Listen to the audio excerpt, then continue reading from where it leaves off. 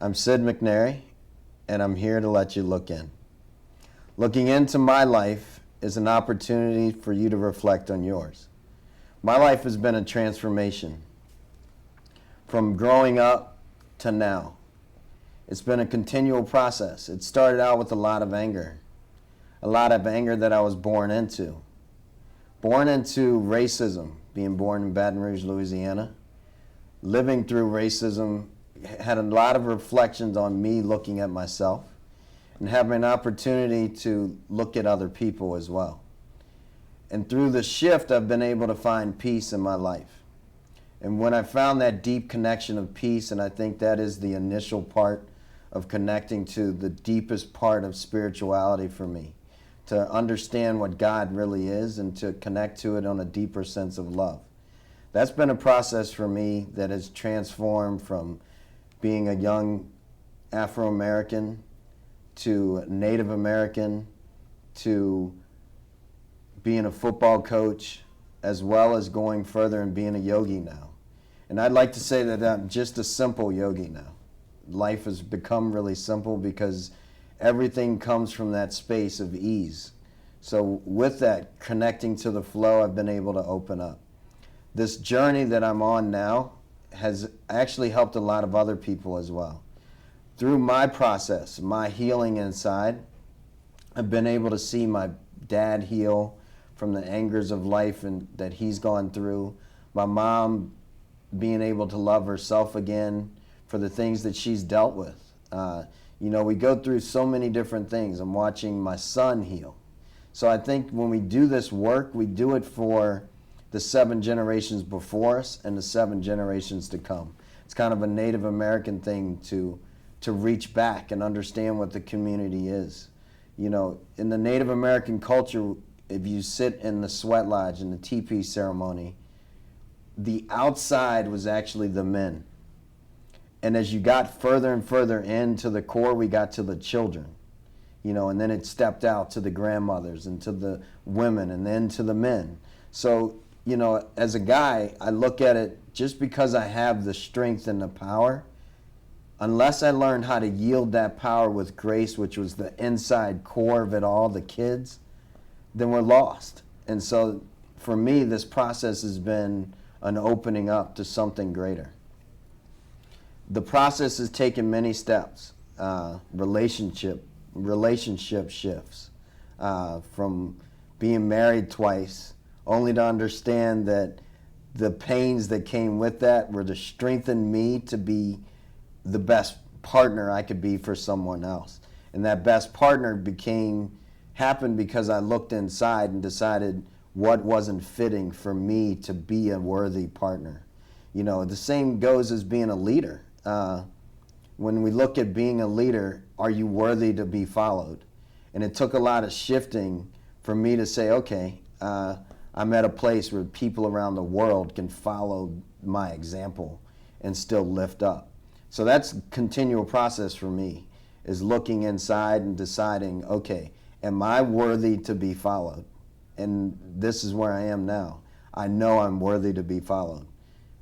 Some days I may fall off the wagon, you may too, but then get back on it. It's a choice. We miss the mark. It's called a sin, missing the mark. And so when we miss the mark, when we know where to go, so what? Drop the story of it and then find the mark. Get back on and keep going. Love has an opportunity to be everything. It is everything. So often we get this misconception of love, in my opinion. It's like when the opposite of love is nothing, truly numb. When a person is depressed, they're full of that nothingness. That's the opposite of love, the indifference. And so as we move through the levels, there's different levels of love. The lowest level is anger. So sometimes we have to find anger in order to get out of nothing.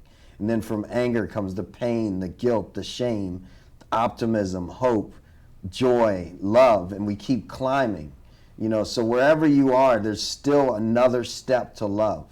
But know that when you're numb, something has to wake you up. It's like I've had an opportunity to witness firsthand, as well as other people's lives, uh, abuse. And so often the person that's being abused is numb. They have to, it's like a coping mechanism to be there. And then someday something sparks them to get angry, to go get support, to reach out for help, or pain, or hurt, or shame about it. And then all of a sudden that love, that the seed is planted, and it starts to grow, and it just continues to grow to a seed of peace. It's like the logo on my hat. I believe that if we plant seeds of peace in everybody, it will continue to grow. And so that's the logo that we represent, is planting seeds of peace in your heart.